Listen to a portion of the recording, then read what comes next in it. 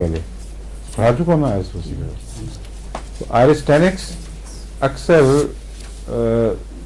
उसके साथ अपेंडिक्स के साथ याद आती है, अपेंडिसाइटिस अपेंडिक्स में, और इसी के पर महदूद किया गया है। हालांकि ये रोज़मर्रा काम वाली दवा है और बहुत सी चीज़ों में, मसलन आयरिस वर्सिकलर की खटास के अलावा इसमें भी बहुत खटास पाई जाती है, और उस खटास के साथ गले की खराबी, मुंह की खराबी, उसमें रोज़मर्रा दरपेश आने वाली तकलीफ़ें वो आयरिस टेनिक्स में मौजूद हैं।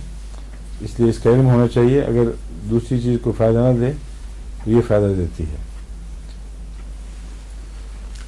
मैं आपको इसको प्रूफ किया था, यानी सबसे पहले जिसने इसकी इलामतें लिखी थी और करवाई थी किसी को देकर, डॉक्टर जॉर्ज विग, और ये पोर्टलैंड ओरेगन के रहने वाले थे, जहाँ हमारे डॉक्टर आफ्ताब साहब जो चोटी के दिल के सर्जनों में शुमार होते हैं।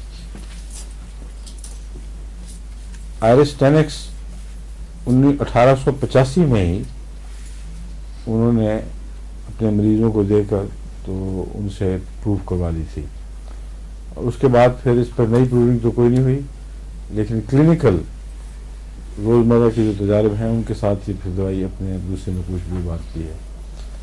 इसकी ख़ास याद रखने की बातें यह हैं कि मुंह में खटास का एहसास, खटास का नहीं, जलन का एहसास, यानी खटास मैदे में होती है और जलन मुंह में, और खटास का एहसास मुंह में नहीं होता, और जलन जो है वो जुबान पे भी, इर्द गिर्द कल्लों पे भी और गले में भी, और उसके साथ गला खुश्क हो जाता है फिर। और ये दौरे वाज़ह जब बढ़ते हैं तो शदीद सर दर्द जो बसाव का दाईं तरफ सर में ठहरती है, मगर बाईं तरफ भी होती है, और उसके साथ कै में अक्सर सफरावी मादा निकलता है।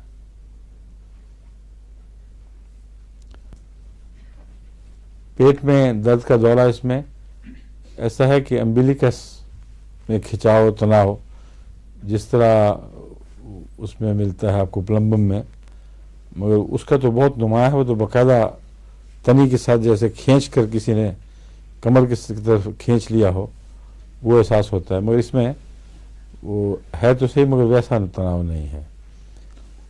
आयरिस वर्सिकलर में तशन्नुजात भी हैं, और जितनी दवाएं इकट्ठी हैं उनमें तशन्नुज भी पैदा होते हैं। पेट दर्द भी इसका इसी किस्म का होगा, असहाल की तकलीफ भी हो जाती है। ये अमूमी तारुफ है आयरिस वर्सिकलर का, टेनिस का, आयरिस टेनिस का।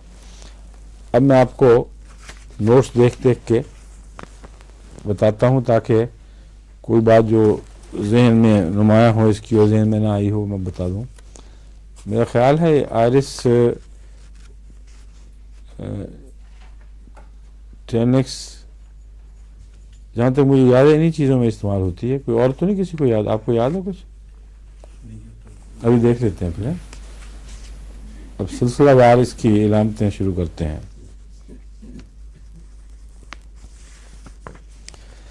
जिनकी प्रूविंग की गई उन्होंने भी मुंह में खटास का जिक्र नहीं किया, मगर जिन्होंने प्रूविंग की उनको 15 मिनट के अंदर मुंह में और गले में जलन का एहसास हुआ, जो दब गया कुछ अर्से के बाद खुद ही।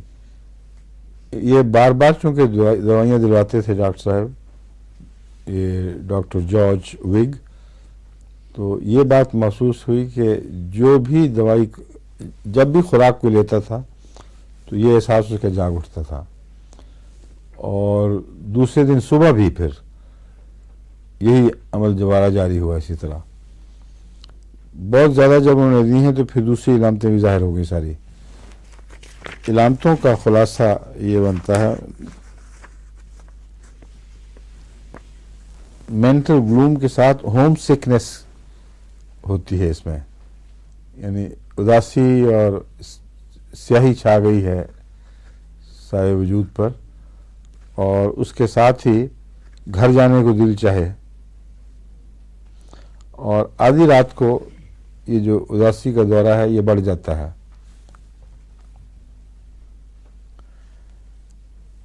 اور ٹیمپلز میں ہیڈ ایک زیادہ ہوگی،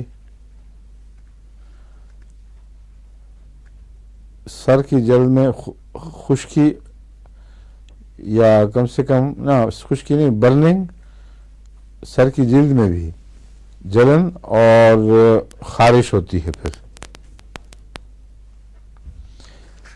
یہ عام خارش سے کے مطابق نہیں ہے کہ ایک ایسی خارش ہے جو صرف جلن کے ساتھ وقتی طور پر ہوتی ہے، کوئی مستقل بیماری نہیں ہے یہ۔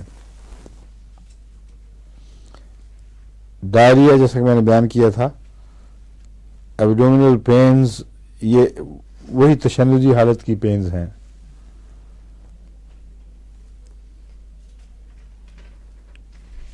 اس نے اپنی ڈاکٹر وگ نے کہیں بھی اپنی پروونگ میں اس کا ذکر نہیں کیا اپینڈیسائٹس کا، لیکن ان کی علامتوں سے جیسا کہ میں نے بیان کیا تھا بعد میں تجربے سے ثابت ہوئی کہ یہ اپینڈکس کی علامتوں میں بہت مفید ہے، کیونکہ دائیں طرف کا اثر میں نے آپ کو بتایا نا، سر میں بھی نسبتاً زیادہ ہوتا ہے اور سارے اس دائیں پہلو پر زیادہ ہوتا ہے، اور پھر وہ بائیں طرف بھی چلا جاتا ہے، اور شدید قے بھی ہوتی ہے۔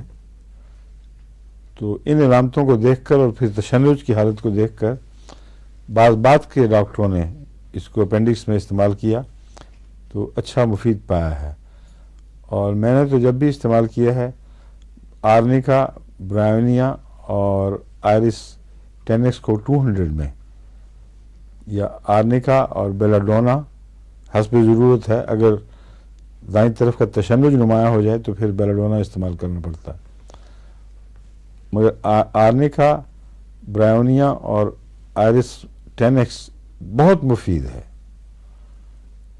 اتنا حیرت انگیز فائدہ پہنچاتی ہے کہ جو کرائسس آنا ہے بعض دفعہ اپینڈکس کا آ جاتا ہے اور اس سے خطرناک صورتحال پیدا ہو جاتی ہے، وہ اس میں کام آتی ہے، اور زیادہ جو کیس ہے بیماری زیادہ بگڑتی نہیں۔ اس کے متعلق میں نے آپ کو پہلے شاید بتایا تھا واقعہ، کچھ مجھے اپینڈکس کے دورے ہوا کرتے تھے اور شدید تکلیف ہوتی تھی، مگر یہ میں کھا لیتا تھا تو اس سے ٹھیک ہو جاتا تھا بالکل، اس لیے مجھے نہ کبھی آپریشن کا خیال آیا نہ یہ خطرہ کہ لمبا چلے گا۔ ایک دفعہ میں کار ڈرائیو کر کے خود کراچی جا رہا تھا، بیوی وغیرہ ساتھ تھے، تو شروع سے ہی محسوس ہوا کہ تکلیف ہو رہی ہے، اور میں نے وہ ساتھ کھانی شروع کی، یہی دوائیں چونکہ میں ساتھ سفری رکھا کرتا تھا، وہ ٹھیک رہا۔ رات پھر صادقآباد میں ہم نے رات گزاری، جو کراچی سے تقریباً 400 میل کے فاصلے پہ ہے، اور وہاں رات کو پھر تکلیف ہوئی زیادہ، پھر میں نے دوا کھائی۔ اب ڈاکٹر تو ایسے مریض کو کہیں گے کہ تم نہ ڈرائیو کرو گے، پاؤں کا دباؤ بہت سخت پڑتا ہے اور حرکت نہیں کرنی، فوراً آپریشن اسپتال جاؤ، آپریشن کرواؤ۔ تو اسی حالت میں میں نے ڈرائیو کی اور کراچی تک پہنچا ہوں 400 میل کی ڈرائیونگ کے، اور درد جو تھی وہ کبھی بھی قابو سے آگے بڑھی نہیں، اور جب بھی دوائی کھاتا تھا کافی عرصے کے لیے، یعنی آدھے گھنٹے پون گھنٹے کے لیے یوں لگتا تھا جیسے غائب ہو گئی، اب کوئی تکلیف نہیں، مگر ایک ہلکی سی چبھن سی وہاں موجود رہتی تھی۔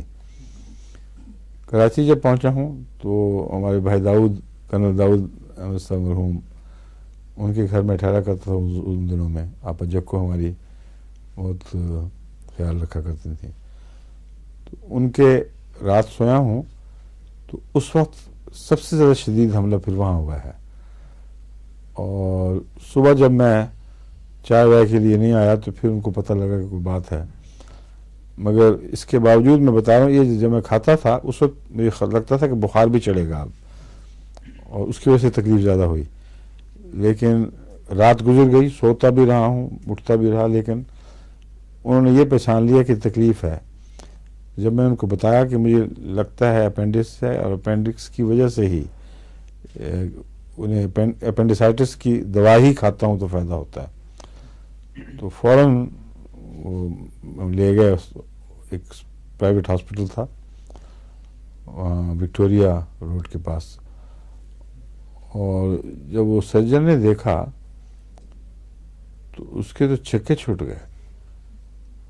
اس نے کہا یہ کیس ہے تو اپینڈکس تو پھٹ چکا ہے، پرفوریٹ پھٹا نہیں ہے، پرفوریٹ ہوا ہے، اور کئی جگہ سے پرفوریٹ ہوا ہے. اور یہ مجھے یقین نہیں آتا کہ یہ آدمی وہی ہے جو چلا کے موٹر لے کے آیا ہے، دورہ ہوا ہے اس کو وہاں صادق آباد میں سخت، اور ابھی تک زندہ ہے ٹھیک ٹھاک. تو بالکل امیز ہو گیا تھا.